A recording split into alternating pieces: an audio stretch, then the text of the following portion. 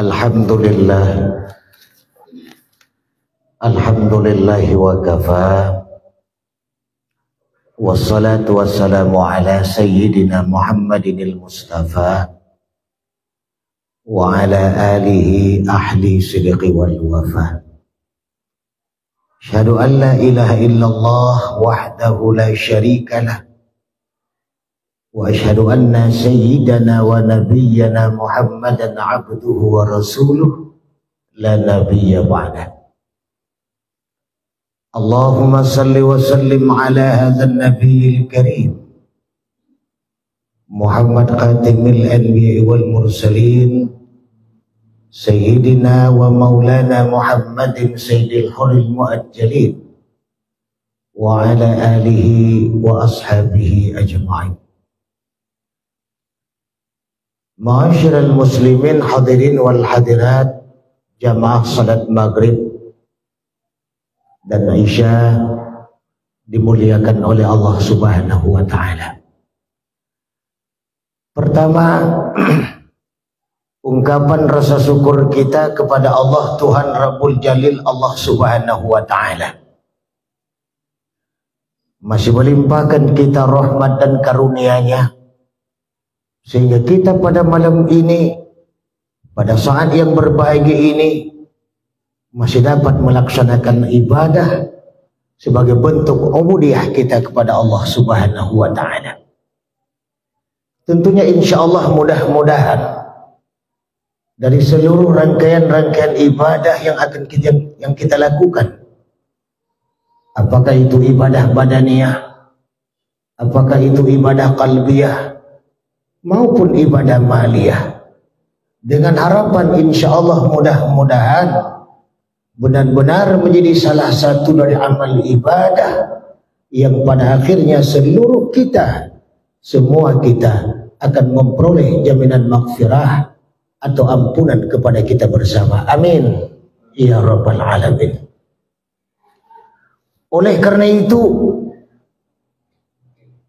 tentunya kita pada malam ini mempergunakan waktu dengan sebaik-baiknya untuk dapat mengambil hikmah dan pelajaran dari apa yang akan kita sampaikan, yang kemudian insya Allah mudah-mudahan pengajian yang akan kita sampaikan itu kok malam nanti bisa dipekalang, kok siang kita petungkean, sehingga hidupnya kita dalam beramal dan matinya kita dalam beriman. Insya Allah selamat kita akhirat kelak nanti. Amin ya rabbal alamin. Kemudian selawat diiringi salam. Tak bosan-bosannya kita menghadiahkan pahala kepada Ruhul Muqaddasah, junjungan alam, pucuk pimpinan umat manusia sedunia, imam para nabi, penutup para rasul, yakni Muhammad sallallahu alaihi wasallam. Insyaallah mudah-mudahan seluruh kita yang berhadir pada malam ini, seluruh kita yang berkumpul pada saat ini, tidak saja mengikrarkan sebagai umat, tapi dengan harapan ikrar kita itu diakui oleh Muhammad sebagai umatnya, dan di akhirat kita seluruhnya mendapatkan syafaat Rasulullah sallallahu alaihi wasallam. Hadirin ibu dan bapak seluruh jamaah maghrib yang dimuliakan Allah, pada malam ini alhamdulillah kita diberikan kesempatan dalam rangka tausiah ba'da maghrib ini atas permintaan teman kita, buya kita sendiri, yang alhamdulillah beliau hadir juga pada malam ini. Beliau telepon saya tadi dan insya Allah saya hadir, dan kedatangan saya kemari tidak merasa sebagai tamu, tapi merasa sebagai keluarga yang berbicara di tengah keluarganya sendiri. Setuju? Saudara-saudara hadirin dimuliakan oleh Allah Subhanahu wa ta'ala. Kata orang bijak, kita hidup dalam 3 dimensi waktu. Masa lalu masa sekarang dan masa yang akan datang. Masa lalu merupakan kenangan yang indah. Sekarang adalah kenyataan yang harus kita hadapi. Dan besok merupakan harapan atau cita-cita. Orang yang baik adalah orang yang pintar mengambil pelajaran dari masa lalu untuk menentukan sikap hari ini dan merencanakan masa depan. Sehingga hari ini bisa lebih baik dari hari kemarin dan besok bisa lebih di atas tingkat prestasi yang dicapai pada hari ini. Sebab itulah 3 waktu Allah berikan kepada kita. Tentunya masa lalu telah berakhir.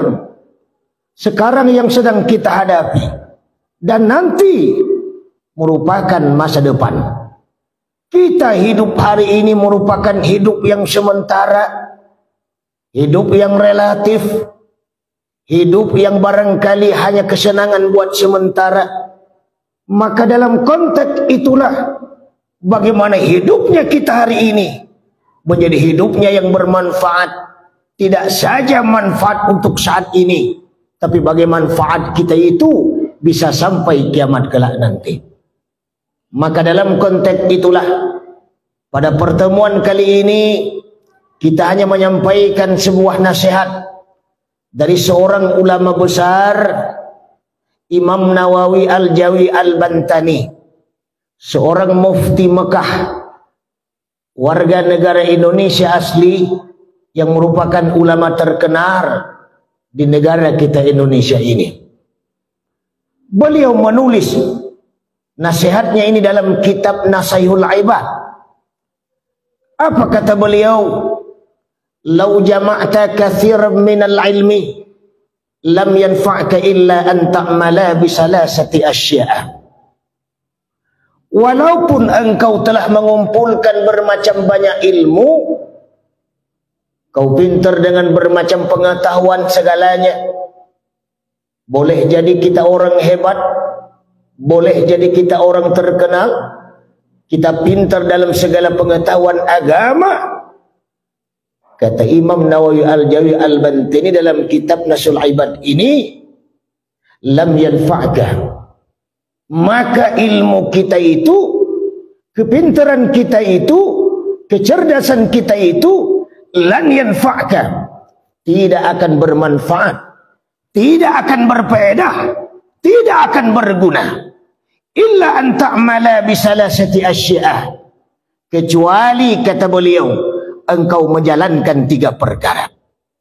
Kalau kita melakukan 3 perkara, mengamalkan 3 perkara, patuh dengan 3 perkara, melakukan 3 perkara, maka sungguh pun ilmu kita sedikit, sungguh pun agama kita relatif, sungguh pun pengetahuan kita terbatas, sungguh pun kita bukan orang pintar, maka akan mendapatkan manfaat dari pengetahuan itu. Apa yang pertama? Yang pertama kata beliau, la tuhibbud dunya, janganlah kita cinta dengan dunia, janganlah kita senang dengan kehidupan dunia, janganlah kita bangga dengan bermacam bentuk fasilitas-fasilitas dunia. Kenapa?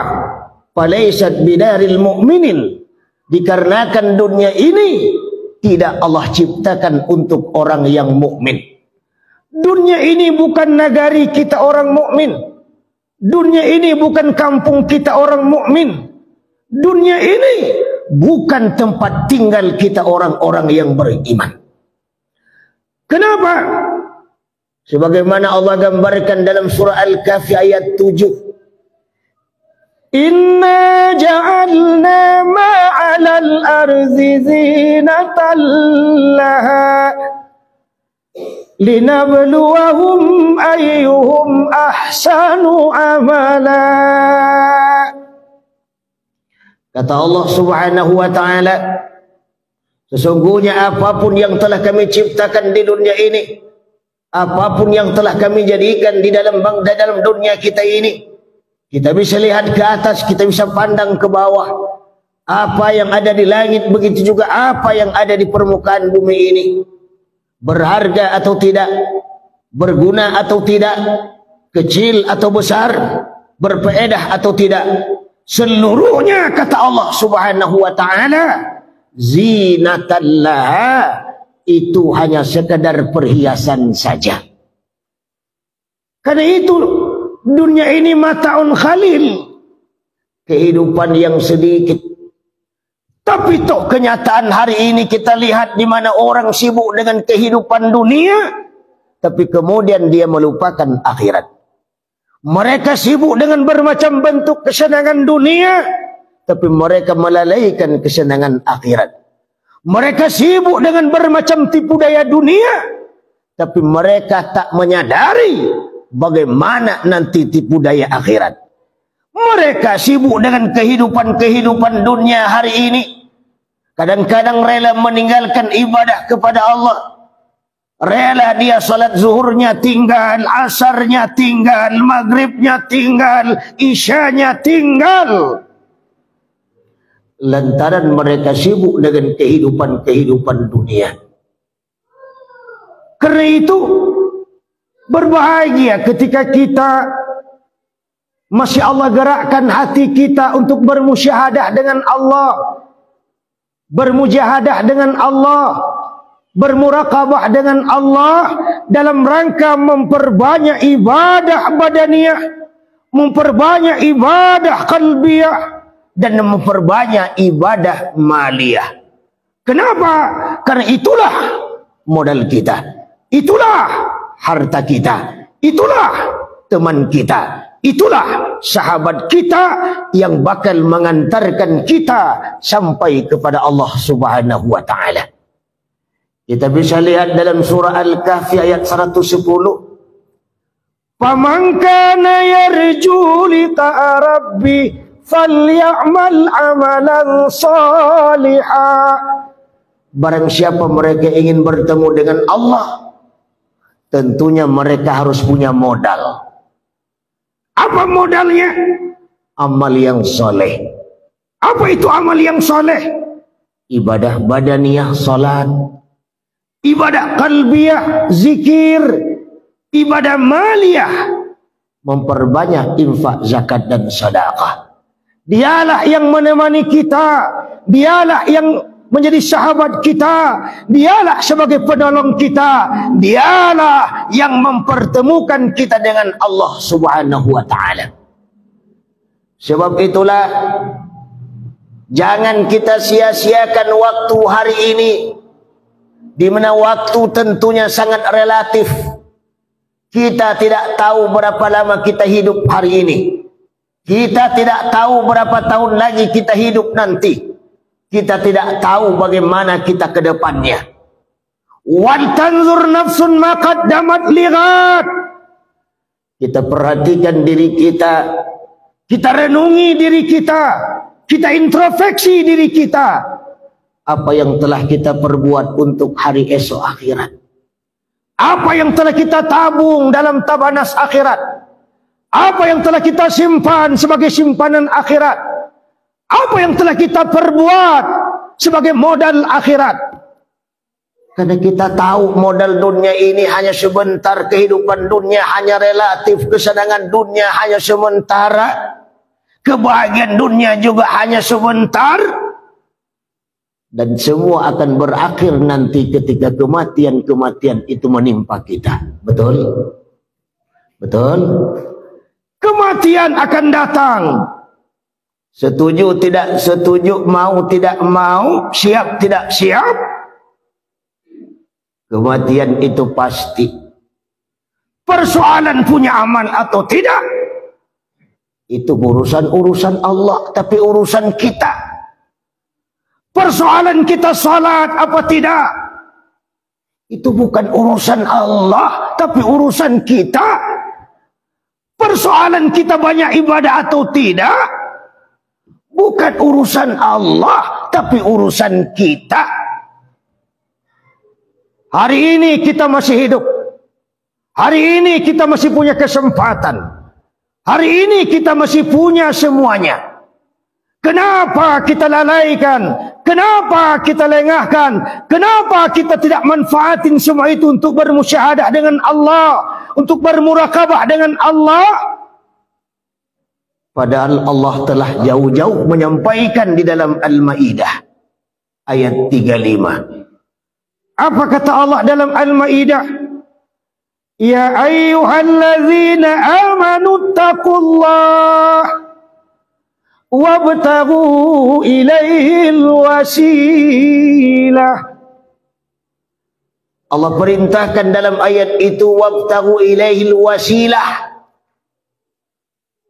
Kita diperintahkan untuk mencari jalan di mana jalan itu mampu mendekatkan diri dengan Allah. Kita diperintahkan untuk berusaha, usaha itu mampu menghampirkan kita dengan Allah.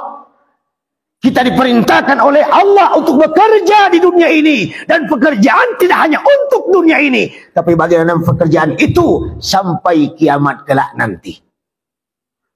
Wabtaghu ilaihil wasilah. Kita diperintahkan untuk melakukan hal-hal yang bisa mendekatkan diri dengan Allah Subhanahu wa ta'ala. Karena itu ibu dan bapak yang dimuliakan Allah, dalam urusan dunia kita tidak boleh lihat ke atas. Tapi dalam urusan akhirat silahkan kita pandang ke atas. Karena itu Imam Nawawi Al-Jawi Al-Bantini menjelaskan, la tuhibbud dunya, tidak boleh kita mencintai dunia. Bahkan ketika Rasulullah sallallahu alaihi wasallam turun dari Mi'raj, Allah pesan kepada beliau. Apa kata Allah kepada Muhammad? Ya Muhammad, la tu'alliq qalbaka bid dunya fa inni lam akhluqha laka. Hai Muhammad, jangan kau cinta dengan dunia, karena dunia tidak diciptakan untuk engkau. Isyarah Allah kepada Muhammad sesungguhnya adalah kita. Isyarah Muhammad Allah kepada Muhammad sesungguhnya perintah itu kepada kita. Ibu dan bapak yang dimuliakan oleh Allah Subhanahu wa ta'ala, ini yang pertama, di mana kata Imam Nawawi tadi, kita tidak boleh mencintai dunia dikarenakan dunia bukan nagari orang-orang beriman, bukanlah kampung tampek tinggawa, bukanlah nagari untuk kita bersenang-senang saja. Tapi bagaimana dunia ini bisa menjadi tangga untuk hari esok akhirat. Karena kenapa? Ad-dunya mal'unatun. Dikarenakan dunia ini terkutuk. Dunia ini terkutuk. Bahkan ketika Luqmanul Hakim pun menjelaskan kepada anaknya pun tentang dunia ini, beliau menggambarkan dunia ini adalah bangkai. Tapi kenapa bangkainya disukai orang banyak? Kenapa bangkainya disenangi orang banyak? Kenapa bangkainya digemari orang banyak? Karena bangkainya ditutup dengan kenikmatan-kenikmatan. Ala dipoles jo tepung terigu, ala ditaruh sasa jo reiku, ala digoreng pakai hamburger, sehingga bangkainya tidak nampak le, yang nampak hamburger saja. Itulah dunia. Kita sibuk dengan kehidupan duniawi, pada akhirnya kita lupa dengan akhirat. Padahal usai salat kita berdoa, Rabbana atina fid dunya hasanah wa fil akhirati hasanah wa qina azabannar. Ibu dan bapak yang dimuliakan oleh Allah Subhanahu wa ta'ala, ini pesan yang pertama dari Imam Nawawi Al-Jawi Al-Bantini. Karena waktu membatasi kita singkat-singkatkan saja. Kemudian pesan beliau yang kedua, wala tusahibi syaitan. Jangan kita mengikuti syaitan, atau jangan kita berteman sahabat. Jangan kita bersahabat dengan syaitan. Jangan kita badusana dengan syaitan. Jangan kita bertetangga jo syaitan. Jangan kita berkawan jo syaitan. Kenapa? falaysat birafiqil mu'minin. Dikarenakan syaitan itu bukanlah sahabat orang-orang yang beriman. Logika saja mah ibu-ibu, kalau teman itu biasanya tak mau khianati teman. Yang namanya teman itu tak bakal menyengsarain teman. Yang namanya teman itu tak bakal ingin mengkhianati teman. Teman akan saling menolong. Teman akan saling membawa kepada kebaikan. Teman akan saling membentuk untuk lebih maju. Sedangkan iblis laknatullah, dia berusaha bagaimana menyengsarakan kita, bagaimana menyusahkan kita, bagaimana iblis itu merusak kita. Kenapa? Karena iblis bakal menguasai kita untuk menjadi sahabatnya di akhirat kelak nanti di neraka. Dia tidak mau tinggal sendiri, dia tidak mau susah sendiri, dia tidak mau payah sendiri, dia tidak mau menderita sendiri. Tapi bagaimana teman ini, iblis ini, dia ingin membagi penderitaannya dengan kita, dia ingin membagi susahnya dengan kita, dia ingin membagi menderitanya di akhirat dengan kita. Maka orang-orang yang sedemikian itu Allah gambarkan dalam akhirat. Apa kata Allah? Ketika mereka masuk ke neraka, mereka berkata kepada Allah, wa hum yastariquna fiha. Pertama, menderitalah mereka, menjeritlah mereka, sengsaralah mereka. Wa hum yastariquna fiha. Kita menjerit-jerit dalam neraka nanti. Tak ada lagi yang menolong. Tak ada lagi yang membantu. Tak ada lagi yang menyelamatkan. Teman yang dahulu lalok jawab, tak satu oleh menolong. Suami yang dahulu katanya cinta sayang jawab lah, tak mungkin menyelamatkan awak lagi. Harta yang banyak dahulu lah satu pun tak berfungsi lagi. Wajah yang dulu kita banggakan rancak kayak bidadari turun dari WC, tak ada arti lagi.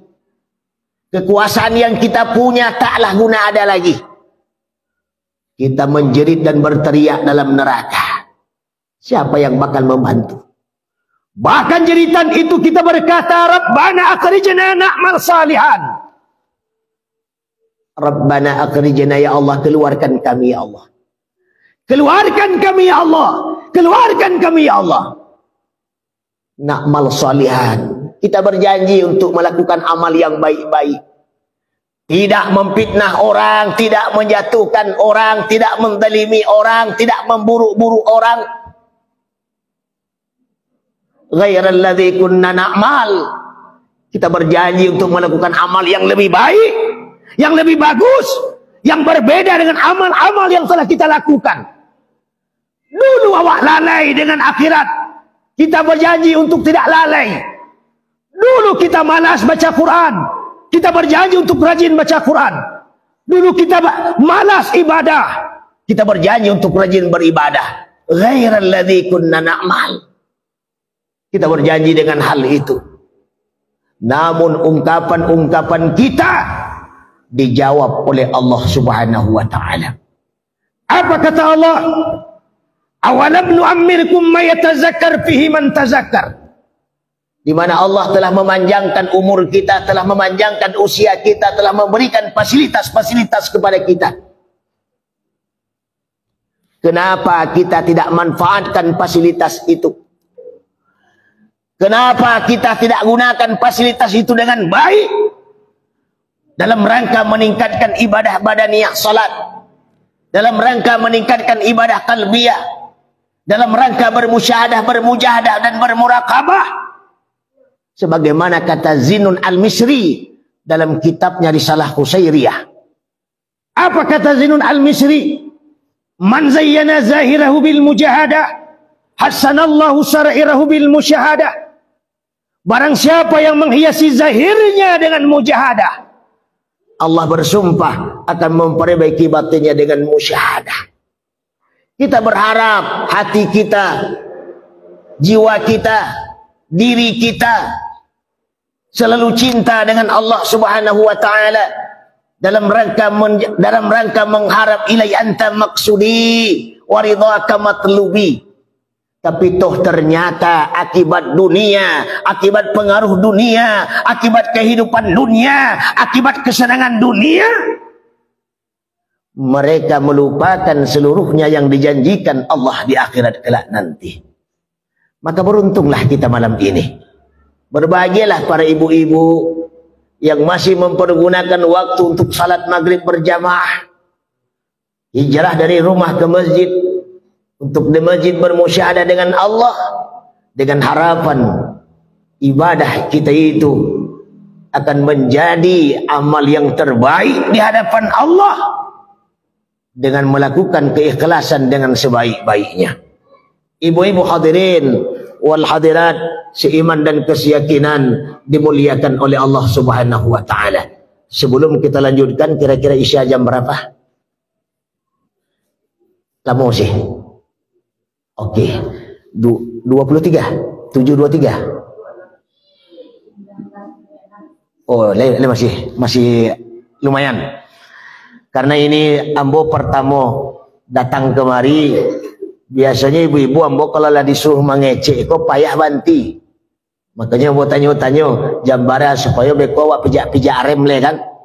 Nah, kemudian ambo ulang kembali pesan Imam Nawawi. Pertama, kita tidak boleh cinta dengan dunia, Bu. Bukan artinya tidak boleh mencari dunia. Silahkan. Mau cari harta, silahkan. Mau cari jabatan, silahkan. Mau cari kekayaan, silahkan. Karena pesan Allah, wala tansa nasibaka minad dunia. Awak tak boleh melupakan kalau awak sedang tinggal di dunia. Tetapi bagaimana? Pedomannya tidak lain bagaimana? Sebagaimana ungkapan orang-orang tasawuf. Mereka zuhud dengan dunia. Sederhana dalam dunia. Itu sederhana. Ado harato jadi, nak ado harato pun tak masalah. Orang tasawuf dijelaskan di dalam kitab Ihya Ulumuddin, bahkan dalam risalah Qusairiyah pun dengan pendapat yang sama diungkapkan, di mana orang tasawuf tidak bahagia, tidak gembira kalau dunia ada padanya, dan tidak duka cita kalau dunia menjauh daripadanya. Berbeda jo awak. Kalau sedang berpiti banyak galak-galak sampai nak ada orang wak galak-galak seorang. Bakok galak seorang sedang berpiti banyak. Elok setengah mati, kadang-kadang tak bisa lalok. Kenapa? Dek karena sedang berpiti. Tapi coba kalau piti sedang tak ada, harato sedang tak ada, kehidupan sedang payah, yang di tanah tak ada. Kadang-kadang muncung pecarui senam pecarui kemari panganai tak selesai hati gelisah lalok tak mau sembayang tak mau, kadang-kadang panggil tabah cilaku. Padahal hendaknya bagaimana? Mestinya ketika tidak ada harta, ketika tidak ada kekayaan, ketika tidak ada kehidupan dunia yang mewah, semestinya kita harus lebih banyak bertakarub dengan Allah. Lihat Rasulullah, Nabi kita, Rasul kita, sampai-sampai Allah katakan, laqad kana lakum fi Rasulillahi uswatun hasanah. Kita disuruh mencontohi beliau. Kenapa? Karena beliau model. Apa yang perlu kita contoh? Kalau dalam kitab Risalah Qusairiyah, pertama fi akhlaqihi wa af'alihi wa awamirihi wa sunanihi, ada 4. Kita contoh dalam kehidupan beliau bagaimana? Punya rumah besar? Tidak. Punya mobil mewah? Tidak. Punya televisi 30 in? Tidak. Punya sawah ladang yang lebar? Tidak. Punya ameh yang banyak? Tidak. Kulkas 3 pintu? Tidak. Seprimbet tabat 3 meter? Tidak. Sado yang ada di awak ini tidak ada di nyo. Bara susah hidup Rasulullah. Awak tidak ada televisi, susah. Tidak ada Honda Cie, susah. Tidak ada harta, susah. Rasulullah tidak ada sadonyo tu. Tidak ada nyo mengecek susah. Bahkan tiap pagi dia berdoa. Apa doa Nabi tiap pagi? Ambo baca lemu awak baca sadonyo. Ya mana? Serius kau Ya baca deh. Bismillahirrahmanirrahim. Allahumma ahyini miskinan. Kau galak belakang tu. Tak bayang miskin Allahumma ahyini, ya Allah hidupkan aku miskinan, dalam keadaan miskin. Ibu-ibu yang Allah berdoa mau nak tanggungjawab. Kok tambah payah hidup besok itu tak salah hamba, salah awak. Mengapa bacaan? Nabi tiap hari doa tu baca, Allahumma ahyini miskinan wa tawaffani miskinan wa syurni yaumal qiyamati fi dzumratil masakin. Ya Allah, hidupkan aku dalam keadaan miskin, matikan aku dalam keadaan miskin, berkumpul aku di akhirat nanti ya Allah bersama golongan orang-orang miskin. Tidak ada camih Nabi dah. Nak ada susah di terasa dinyo. Bahkan makin bertakarubnya jo Allah. Kalau ibadah tahajud jo sampai bengkak kakinya. Awak. Yang sampai ibadah banyak ketika susah saja, tapi ketika senang ibadahlah mulai tinggal seketik demi seketik. Tapi ketika nak duduk di tanah, Allah, Allah, Allah. Ba apa ya kini ya Allah? Ba susah kini ya Allah? Ba alah takako ya Allah. Allah. Allah susah aja. Ba susah ya Allah. Ba apa ya Allah? Ba alah takako ya Allah. Kalau ini payah. Tapi coba kalau hidup sedang di atas, harta sedang banyak, oto limo, rumah limo, sado limo. Tidak ada Allah takana lagi muncul. Ayat takana water boom, water bak, ngaresiano, danau ateh, danau bawah, danau singkara, danau maninjau, ange, dingin, bukit lampu padang, pantai Gondoria, pantai Arta, pantai Kata. Betul apa betul? Ini kenyataan. Awak tinggal di Bukit Tinggi, lah pergi ke Jam Gadang. Yang dicari Jam Gadang, betul tidak? Bertanya ambo kepada awak yang tinggal di Bukit Tinggi, kalau pergi ke Jam Gadang, yang dicari dulu di Jam Gadang tu? Yang dicari dulu di Jam Gadang tu apa yang dicari dulu? Apa? Salah. Yang dicari jarumnya dulu. Kan jarumnya dulu yang gadang tu. Beda je jam tangan awak kau, kacau nampak dulu. Itu jarum nampak dulu, tak kacau tu. Nah, oleh karena itu, hidupnya kita di dunia ternyata hanya mataun qalil, kehidupan yang sementara. Tapi bagaimana? Kita lakukan hal yang kedua. Apa yang kedua? Wala tusahibis syaitan. Tidak boleh bersahabat dengan syaitan. Karena syaitan kau akan menggodamu, syaitan kau akan mempengaruhi. Apalagi syaitan kau macam-macam. Ada namanya syaitaniyah. Ada namanya syaitan insaniyah. Syaitan insaniyah kau bentuknya bentuk manusia tapi isinya iblis.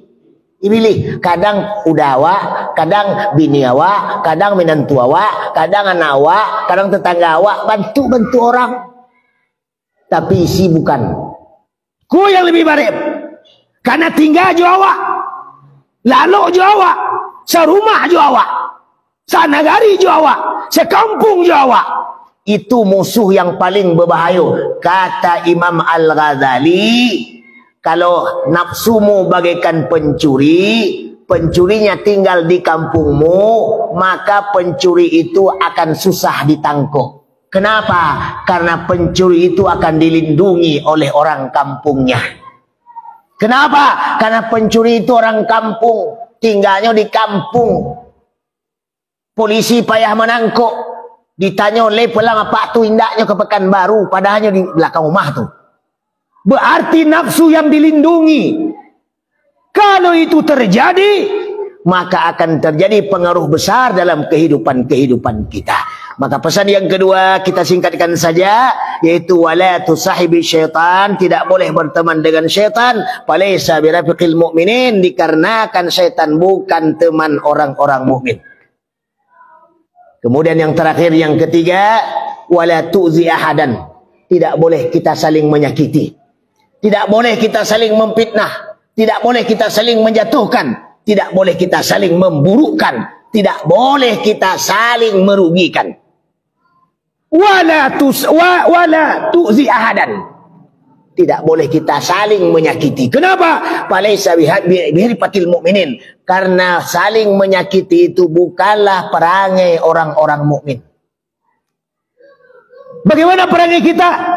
Perangai orang mukmin itu perangai yang wa'tasimu bihablillahi jami'a wa la tafarraq.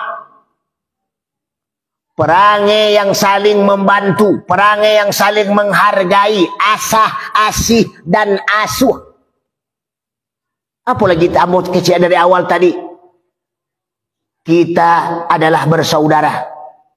Umat Islam telah diikat oleh akidah yang sama. Tidak peduli warna kulitnya, dari mana asal muasalnya, apapun bahasanya. Kalau akidahnya sama, dia adalah saudara kita.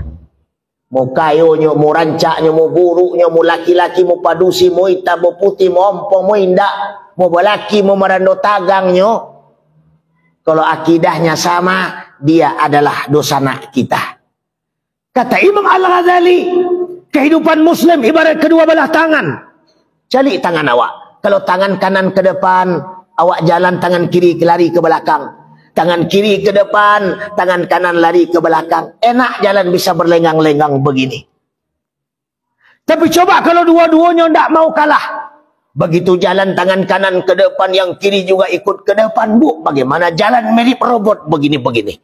Kayak pocong. Loncek-loncek ya. Begitu juga mekanisme kerja taat kepada sistem yang sudah digariskan dalam agama. Ada yang jadi tangan kanan, berhubungan yang baik-baik. Lihat, salaman, tanda tangan, ngitung uang. Tangan kiri tak pernah protes. Kenapa tak protes? Tangan kiri tahu posisi, karena memang tugasnya bagian seksi kebersihan. Begitu juga dengan hidup kita hari ini, Ibu. Masuk. Boleh. Begitu juga hidup kita hari ini. Kalau hidupnya kita bagaikan tangan kanan, ketika dia sedang punya, tidak sombong. Ketika sedang di atas, tidak angkuh. Ketika sedang rancak, tidak ongeh. Ketika sedang kayo, tidak bangga. Kenapa? Karena kita akan bergilir bagaikan roda yang berputar. Sekali ke atas, sekali juga ke bawah. Hari ini mungkin kita kaya, besok belum tentu. Hari ini mungkin kita masih hidup. Awak tak tahu tak besok awak mati. Betul? Awak tak tahu. Hah? Karena tadi lah bokecian, setuju tak setuju, mau tidak mau, siap tak siap, pokoknya mati. Jangan dikecek lo beko, kadang-kadang mati ku aneh, aku anehnya cali. Apa tu tadi malam mau tahu-tahu jawab, tahu-tahu paginya matinya. Aneh nak? Nak iyo tu. Mau tanya tadi malam, matinya pagi. Betul tu. Yang aneh tadi malamnya mati, paginya mau tahu-tahu jawab. Itu aneh tu. Jadi bagaimana kemudian? Wal tanzur nafsun ma qaddamat lighad. Mari kita pergunakan waktu, kita pergunakan keadaan kita untuk mencari hal-hal yang bermanfaat. Karena introspeksi dalam ayat itu, apa yang telah kau perbuat untuk hari esok akhirat. Berbangga, berbahagia, kita mempergunakan dari sisa-sisa umur hari ini. Walaupun telinga lah mulai pakak-pakak tanggung, walaupun mata lah mulai kabur-kabur tanggung, walaupun lutut lah mulai goyah-goyah tanggung, walaupun gigi lah mulai hilang-hilang cek-cek, biarkan saja, itu tak bermasalah. Tapi yang Allah pertanyakan hatimu, yang Allah pertanyakan dirimu selama kau hidup di dunia ini. Apa yang telah kau perbuat untuk Allah? Jangan terpesona dengan tetangga sebelah, jangan terpedaya dengan tetangga sebelah, jangan tertipu dengan teman sebelah. Kok kayonya kayolah, kok rancaknya rancaklah, kok hebatnya hebatlah. Tetapi terpedayalah dengan orang-orang yang rajin beribadah kepada Allah, yang rajin bermusyahadah dengan Allah. Maka irilah dengan mereka, sehingga akan tumbuh satu keinginan dan kemauan kita untuk sama dengan mereka dalam rangka bermujahadah dan bermurakabah dengan Allah Subhanahu wa taala. agar kita tidak sebagaimana Allah katakan dalam surah terpendek kedua dalam Al-Quran, wal as innal insana lafi khusr. Allah bersumpah dengan waktu demi masa. Innal insana lafi khusr, sesungguhnya seluruh manusia seluruhnya benar-benar berada dalam kerugian. Masalah harato, jabatan, kekuasaan tak peduli, sadonya rugi. Lalu siapa mereka yang beruntung? Illalladzina amanu wa amilus salihah.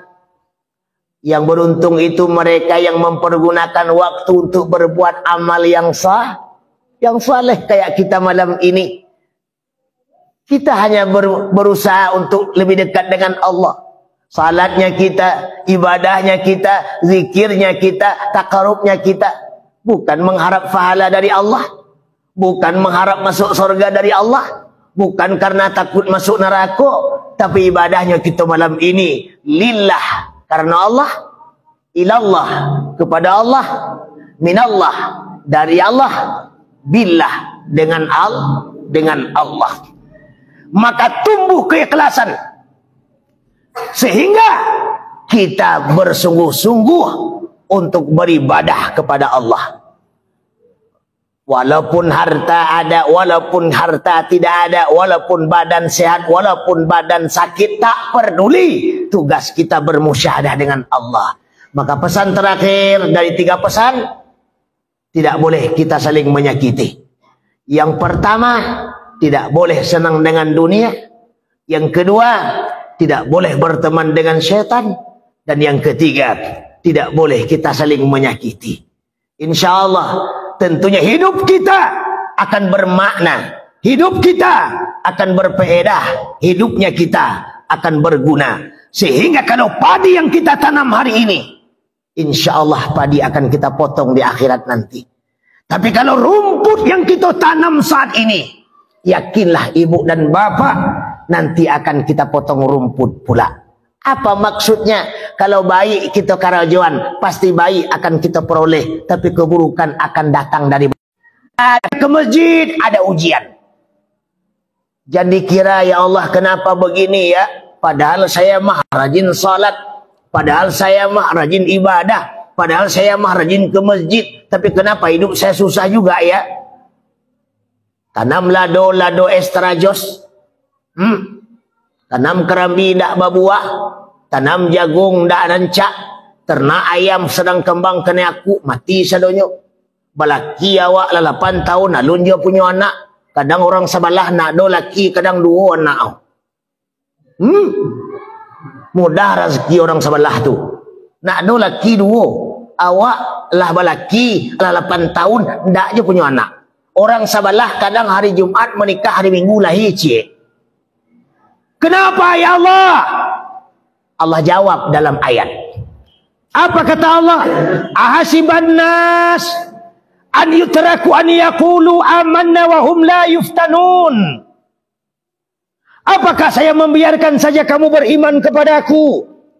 Wa hum la yuftanun. Sementara imanmu belum diuji lebih dahulu. Tayo sabana wa cinta ke Allah tak indah. Intayo sabana wa ibadah ke Allah tak indah. Tayo sabana awak niat ke Allah tak indah. Tayo sabana awak dekat je Allah tak indah. Semayang awak tak ada tetangga, tak ada suami, tak ada orang sesuatu. Maka Allah uji. Maka kau telah lewat dari ujian itu, barulah mendapat nilai la'allakum tattaqun. Barulah kita mendapat nilai tertinggi. Umpama penghargaan pialanya tuh. Tatakun tu piala, Allah bertanding dapat piala. Tu piala tatakun. Beriman, alun tentu takwa. Takwa pasti beriman. Orang yang bertakwa adalah nilai tertinggi. Lah. Maka oleh karena itu insya Allah ibu, karena lah masuk kepingin bawa mah sambung gas kita lebih balik lah di batai je waktu insya Allah. Bilo-bilo ditelepon le buya, insyaallah abo tiba balik. Kedatangan abo kemari dalam rangka satu rahim dengan kita bersama. Mudah-mudahan satu rahim kita diberkahi oleh Allah Subhanahu wa taala, dan belum sempat mau perkenalkan si Ambo sebenarnya. Tapi jadi nama lah dibaca oleh tuanku kita, guru kita bersama, yaitu Ustaz Maulana Al-Banjari. Asli Ambo orang Kalimantan Banjarmasin, kemudian pindah ke Aceh, kini tinggal di Sumatera Barat. Mudah-mudahan kapan-kapan bertemu kembali dalam episode selanjutnya setelah pesan-pesan berikut ini. Assalamualaikum warahmatullahi wabarakatuh.